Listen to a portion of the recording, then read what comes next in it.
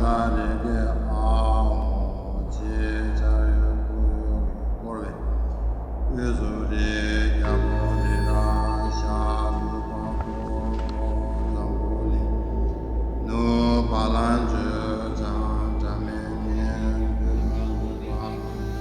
mountains are calling, and I must go.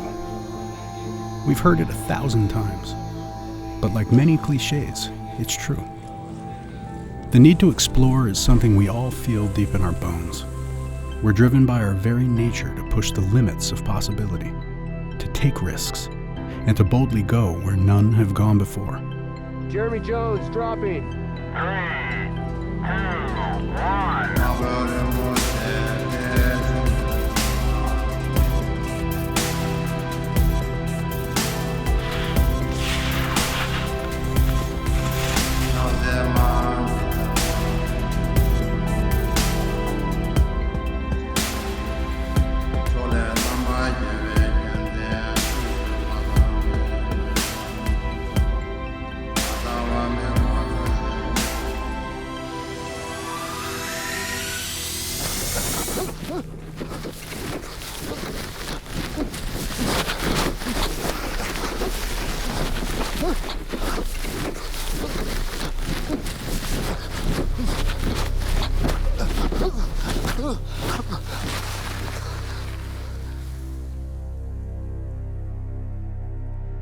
The stakes are high in this mountainous playground.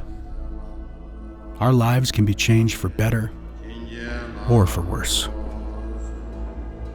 Good days can turn bad in the blink of an eye.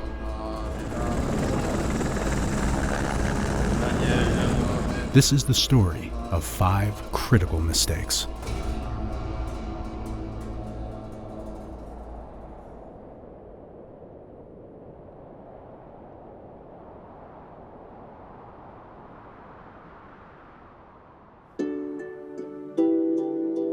The morning of January 8th was like kind of any other Thursday. It was kind of a nice day, bluebird. Actually, it was the first day of the season that we were gonna go out skiing with a bunch of the AFP guys, Schuster and Andrew. It was my daughter Quinn's ski lesson day, and Schuster's kid Gray's in the same class, so we dropped the girls off at Alpine, 9 a.m., jumped on Summit Chair, the 3 of us. Feeling the sun in our face, blue skies, not a lot of people up there. Looked over and saw that they had groomed Wolverine Bowl. We're like, warm-up run, let's go rip that. It wasn't the most epic powder day where you're like, oh man, we gotta go big or whatever. I mean, literally it was our warm-up run. When I came up on him, his helmet had been cracked and he had a little bit of blood on his forehead. It wasn't until we started talking that I was figuring out it was very serious, and I didn't want to move him at all or do anything like that until the patrol got there. So we dropped in and started ripping big GS turns and got to the first little roller, pre-jumped that so I didn't send it too big. I landed that fine, I just scrubbed a bunch of speed before the next kind of bigger roller. Got up to that and pre-jumped it, and as soon as I got into the air, I was just like, oh man, this is not gonna end well. Because I just knew at that moment I had way too much speed for what little sort of transition was there. I just went right over the handlebars and landed on my head. There was so much force going forward that my right ski released, so it kind of flipped all the way up and probably hit me in the back of the head. And that sort of motion burst fractured my L1 vertebrae. I was just laying there, and the thoughts that kept going through my head were I have 2 young daughters. How am I gonna walk these girls down the aisle? I have a wife at home. How am I gonna keep my commitments to her and, being a good husband and father and a life of adventure together? My surgeon told this to Heather. He said, this is a very significant surgery, and the recovery is gonna be extensive. The less stress that Eric can feel and experience, the better his recovery is gonna be. I don't remember the exact day that we flew home, but the next day I was out at High Fives in the C.R. Johnson Healing Center, starting my outpatient therapy. They say the first 6 months is the sort of steepest recovery curve. Having that resource right there and being able to maximize that peak recovery time was just crucial in getting me back to where I wanted to go.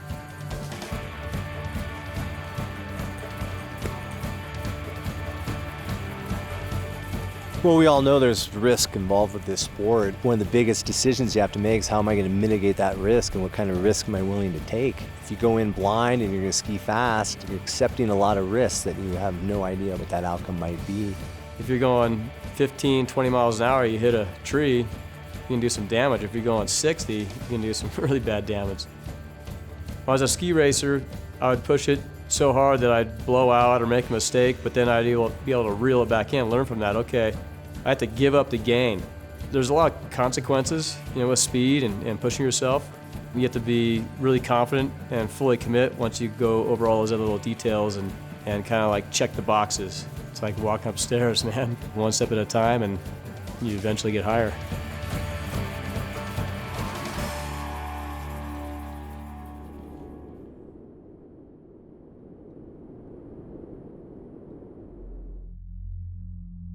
The most serious stuff that I've had happen to me in the mountains were not in these like extreme type scenarios.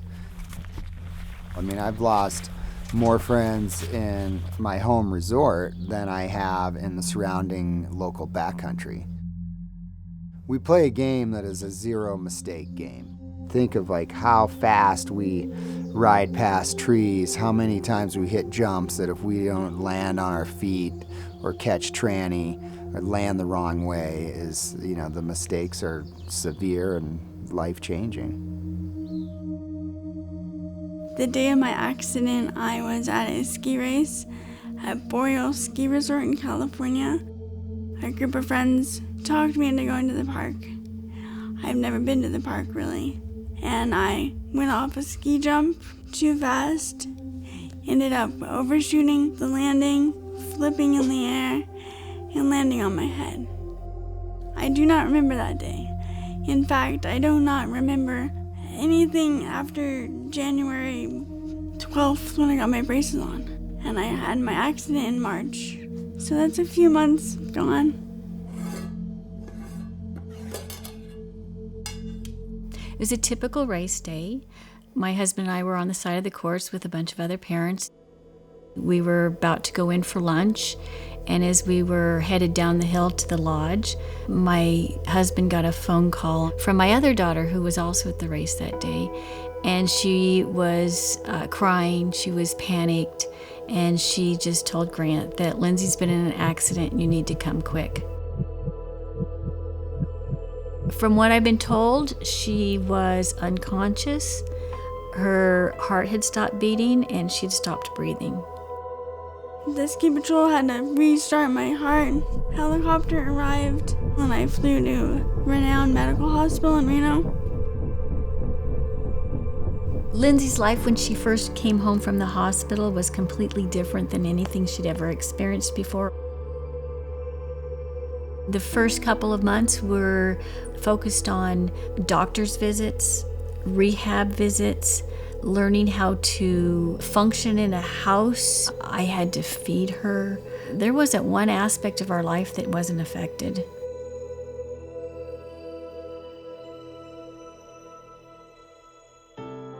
As a parent, you have dreams for your children.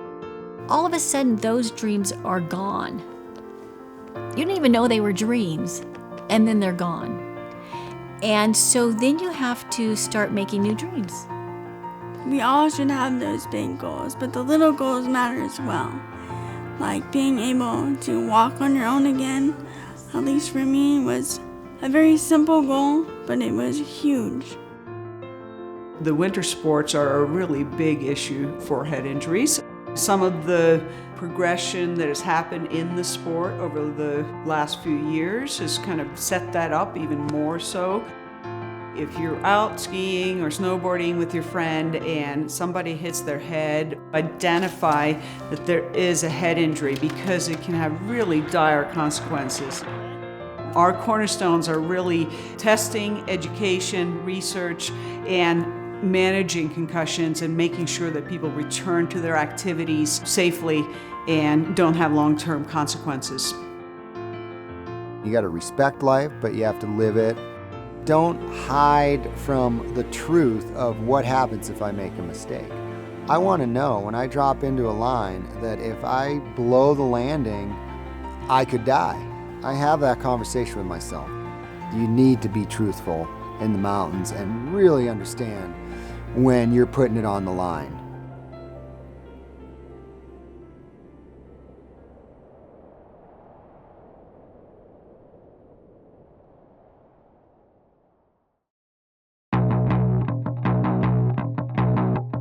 I think when you're out there with your friends, it's more casual rather than being in a park environment where there's other riders and there's people watching. And when you're in a backyard, you have that confidence of, oh, I can try anything and no one's gonna notice if I fall, or you kind of boost yourself up to thinking you're indestructible when in reality you're not. Most injuries happen when you're in your comfort zone on smaller features. Usually when you're hitting big jumps, you're kind of taking those precautions more seriously, but you still have to take precautions even when you're comfortable. You just have to be aware of your surroundings, looking where your landing is, seeing if there's anyone in your landing, making sure the jump is good, not gonna break off or anything. I was a three-sport athlete. I played football, lacrosse, and snowboarding in the winter. I was a quarterback of the football team, so when an injury like this of this magnitude in a relatively small town happens, everyone just wants to know what they can do to help. A stud athlete, captain football team, captain lacrosse team, just ready, he's gonna come back a different kid. He came back the same kid, just in a different situation.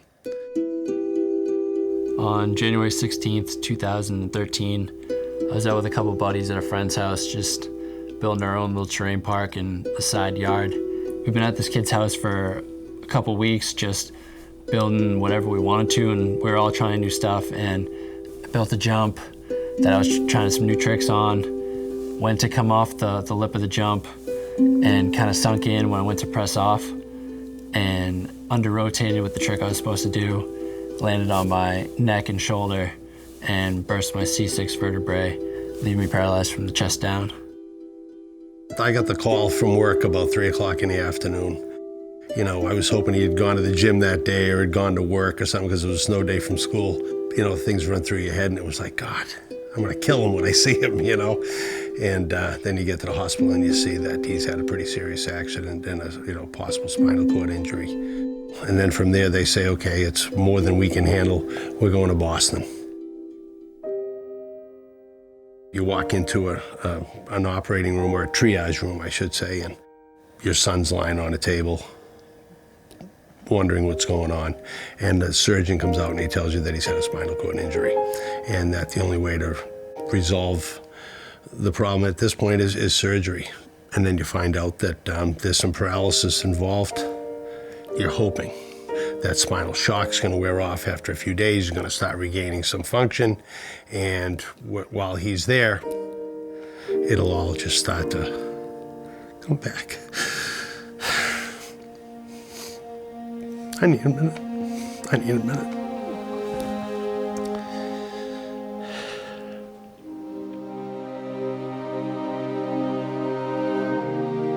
It's not going to be instantaneous. He's not going to come back on his feet, and he's going to be in a wheelchair.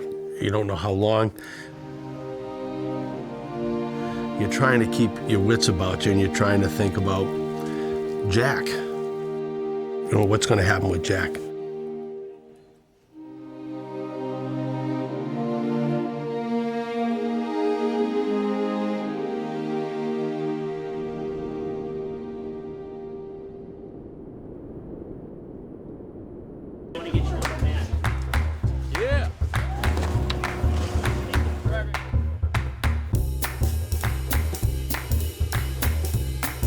Getting back on the snow and getting out on the mountain was awesome. Smelling that cold air was incredible.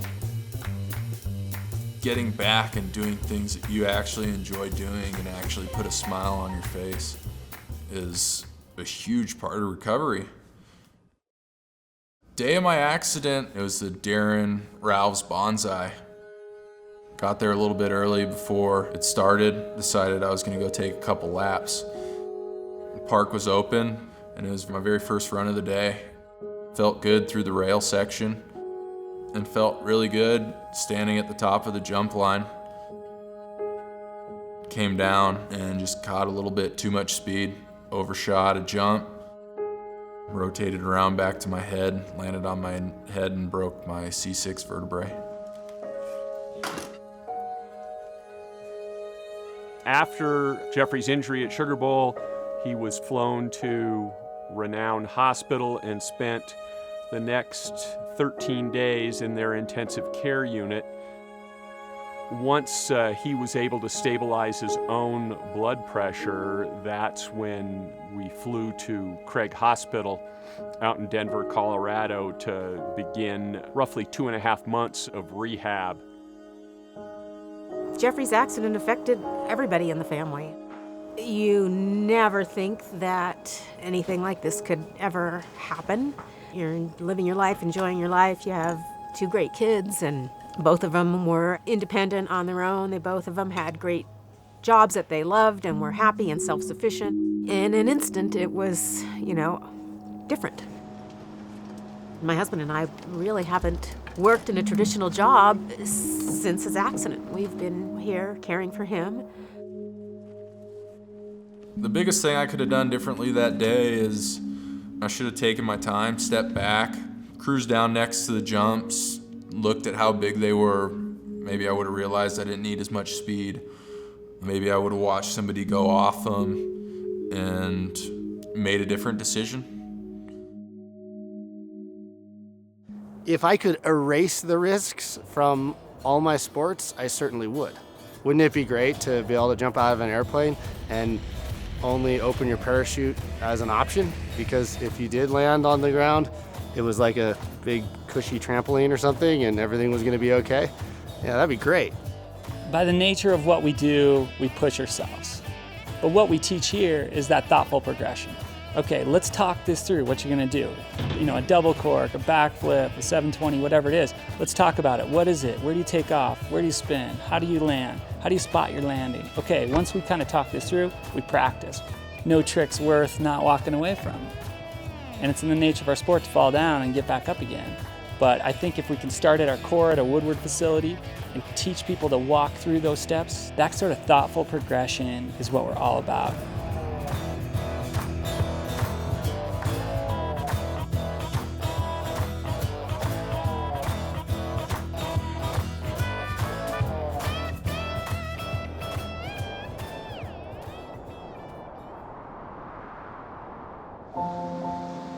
The heaviest part of the day for me is when all the kids started to pile up around me.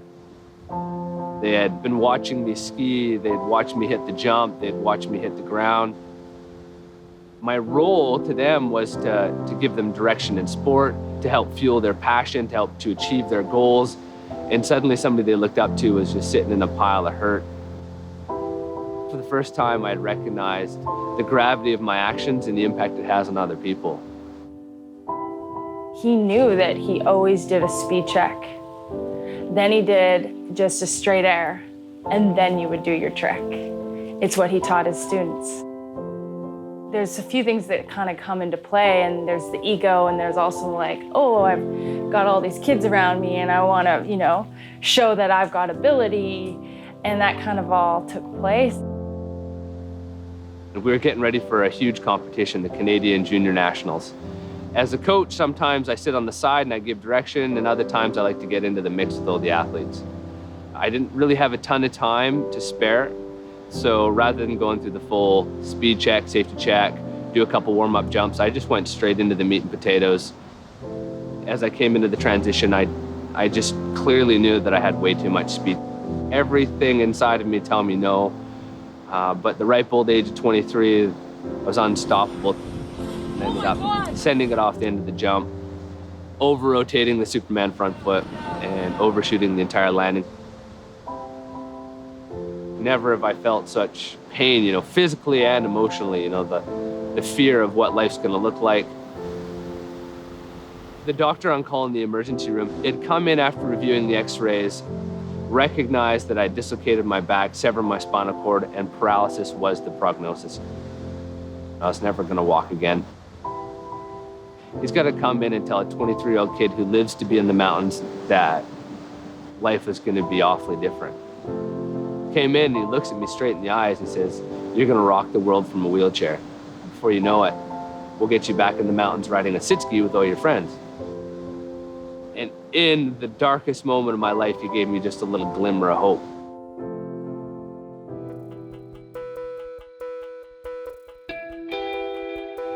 You know, when something traumatic happens to you, often you're gonna run it through your mind over and over again and reflect upon it.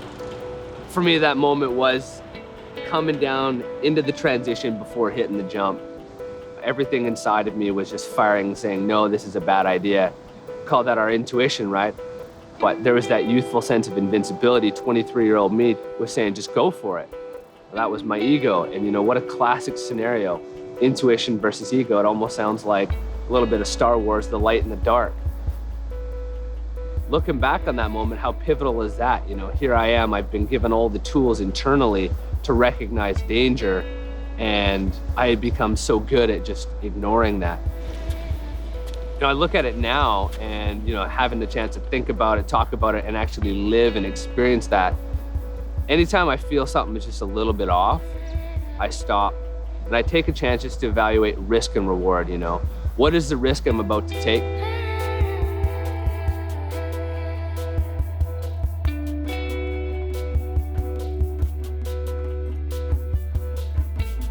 Learning from Josh's accident and being there through it all, watching him and how it's changed me and how I take life now is I really slow down. You know, when I am doing things that maybe are a little bit riskier, or trying to, you know, kind of be in the moment. And Josh talks about a lot is like, I know we've all felt it, is the intuition. Really, it's a couple times a season where there will be a mountain that captivates me. The conditions will line up with that, coupled with me being really in tune with my riding, really in tune mentally, where I will go step into this very special place. But there's a huge difference between taking risks and being reckless. We don't need a bunch of daredevils out there taking stupid risks. My one piece of advice to, you know, a kid who wants to spend their life in the mountains is patience. It's a long road, just the patience to not get ahead of yourself, not bite off more than you can chew, and just slowly tick your way up that ladder. Our youth is really going fast and a lot bigger than ever before, and they're at least wearing helmets, you know, doing the right thing and having a little something to protect themselves with. But the best protection is making the best decisions out there. Progression to me is very important. Taking small steps and working your way up is really the only way to ride within your limits and safely push your limits. My biggest tip for anybody watching this would be to familiarize yourself with your park before you start riding through it. Scope everything out, know your own ability levels, work your way up, make sure you understand things like ski responsibility code, smart style, and just educate yourself before you just start hucking. Just being out in the mountains makes me feel invigorated and alive and happy. Some of my most pleasant moments on a pair of skis are not doing something really radical that involves risk, but rather standing on your skis and gliding down the mountain and sightseeing. For me, the exploration and the freedom out there is what keeps me coming back. I'm addicted to finding what's over the next horizon.